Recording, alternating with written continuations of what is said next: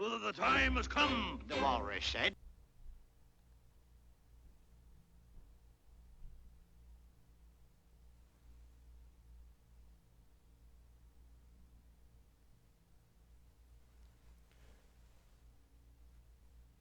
Salutations all, I'm Jockey. I'm here. Well, actually, I'm not here with Mimi. Usually she joins me for the Mario games, but Mimi's currently sick right now and just kind of hanging out upstairs. I don't want to bother her too much, so instead we're just going to be playing on our own this time, but that's okay.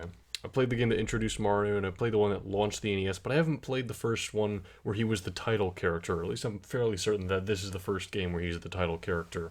And here I am yapping on about Mario, but this is also the first game to introduce his brother, Luigi. We'll get into how Luigi functions in this game, but first, let's just go over the game itself. So, the way this game works is, like Donkey Kong and eventual Mario games, it has a run and a jump button. And the way the game works is that your goal is to eliminate all of these enemies, which these may look very familiar, like they're almost Koopa Troopa-like, but they're not actually Koopa Troopas, they have a completely different name. And the way you eliminate them is completely different. You don't jump on them like you would in any typical Mario game, no. Instead, you're supposed to jump on the platforms underneath them, like so, and then, just touch them, I guess. Oh, and once there's only one left, then they'll start to speed up and become a bit more dangerous. There's also coins to collect, which is another theme Mario games will continue to follow. We come back in on that platform, and our lives are up there, that little head in the corner, I believe that's our lives. We gotta watch out for these fireballs that approach as we take too long.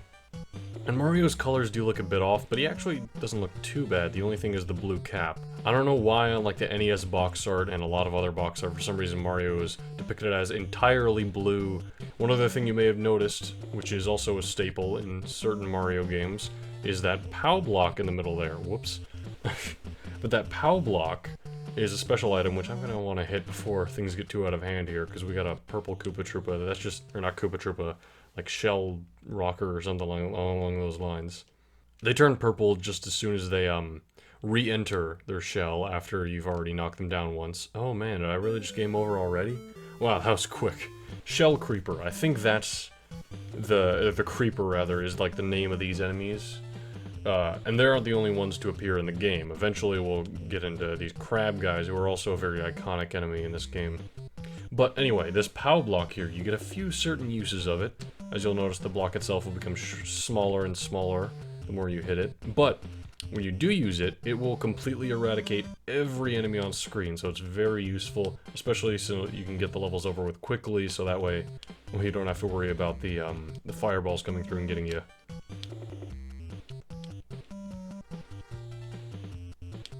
Of course, sometimes the POW isn't quite enough time to get to all the enemies, and you may notice that points stack, depending on how many enemies you kill, whilst they're all down in the same go. Oh, and look at that, we get a little go where we get to collect a bunch of coins. It looks like they're just letting us collect as many as we can in a certain amount of time. There we go, we got all of the coins with 3.3 seconds left, and based on how many coins you get more lives, which is also a thing that's kind of, you know, a common aspect of Mario games. And yeah, these are the crab enemies I was talking about, the sidesteppers, and these guys, like it demonstrated there, we have to hit them twice before they actually get knocked over. I don't know if there's any other enemies in this game. I hardly play it that far. I assume there's an ending to it, but really, it's just kind of the same kind of gameplay loop over and over again. This is why Super Mario Bros. And Donkey Kong were such more popular games, because they changed up the level design throughout as you were going along. It made you want to make it further than you usually do. Aside from, of course, just a higher score, which was also a big deal at the time. It's kind of a neat thing that's also carried over into later Mario games. The turtles come out just in the white shirt, and that's something that would be brought back in Super Mario World. So, now the second controller, which I'm having to control both at the same time here, but I'll just play as Luigi for the most part. Now the second player is controlling Luigi, Mario's new brother, and I know there's a way you can play this competitively as well as co-op. Like, oh, you want to work together to get all the pests, but also maybe you want to go for the higher score and then you get more of a reward of some kind. Luigi's design also isn't quite consistent with what it would later be. He doesn't have the green overalls in later designs, but yeah, they really took a while to figure out what they wanted to do with Luigi's design, because in the following game, Super Mario Bros., which I've already Let's Play that, and I don't know that I showed off Luigi's Luigi's design in that, but in that sprite he's got white overalls within the green undershirt and everything. And then games like Super Mario Bros. 3 and Super Mario World, he's just a complete palette swap of Mario, just changed red to green. So eventually later on, it turns out there are more enemies, which I don't know that I'm going to get that far just going through. I don't plan on dedicating myself to this like I do the standard Mario games, but eventually you would fight these guys called Fighter Flies and Slip Ice. Not quite sure what their properties would be as enemies, but seems like it would be kind of interesting, and it is nice that they have a bit of variety as it goes on.